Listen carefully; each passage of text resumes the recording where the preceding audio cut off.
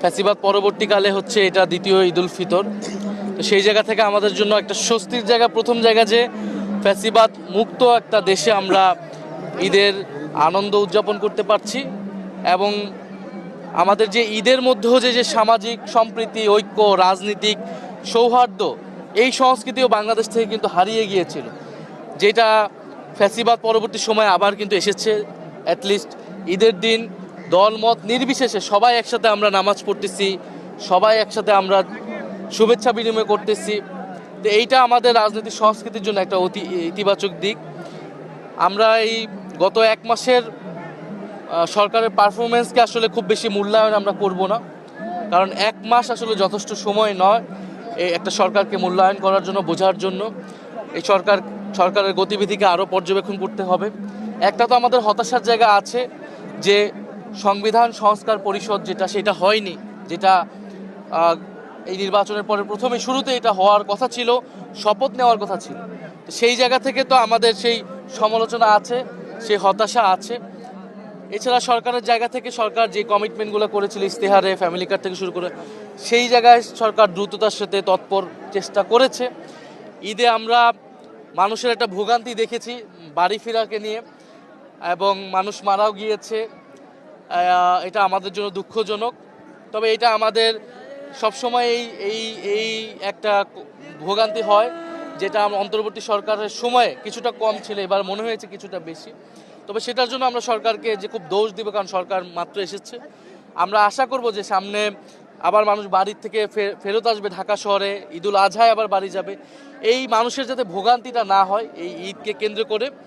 এবং আমরা আশা করব যে সামনে সংসদ অধিবেশন বসবে, সেই সংসদ অধিবেশনে সংবিধান সংস্কার পরিষদের সভাটি গুরুত্ব সহকারে আলোচনা হবে, এবং সেই বিষয়ে একটা সুরাহা হবে, সংস্কার হবে। এবং সারা দেশে আমাদের যেই দুর্নীতি, চাঁদাবাদ, সন্ত্রাসের বিরুদ্ধে যেই প্রতিরোধ, সেই বিষয়ে সরকার একটা কঠোর ব্যবস্থা নেবে। আমাদের জায়গা থেকে আমরা প্রথম ঈদ আমি আমার এলাকায় করতেছি। এই এলাকার মানুষের প্রতি আমাদের যে কমিটমেন্ট, বা প্রত্যেকটা নির্বাচিত প্রতিনিধি তারা একটা কমিটমেন্ট দিয়েছে, সেই কমিটমেন্টগুলো যাতে আমরা রক্ষা করতে পারি। সংবিধানের বাহিরে গিয়ে গণ অভ্যুত্থান হয়েছে সেটাকে, এবং অন্তর্বর্তী সরকার সবকিছু সংবিধানের বাইরে হয়েছে। সংবিধানের আলোকে আমরা এটাকে একটা জাস্টিফিকেশন দিয়েছি 106 দ্বারা। কথা ছিল যে এই অধ্যাদেশ আদেশ এবং এই গণভোট সেটাও সংবিধানের বাইরে, কিন্তু আমরা সাংবিধানিক আলোকে এটাকে জাস্টিফিকেশন দিব। এখন দিব কি দিব না, এটা হচ্ছে পলিটিক্যাল উইলের বিষয়, রাজনৈতিক সদিচ্ছার বিষয় আসলে।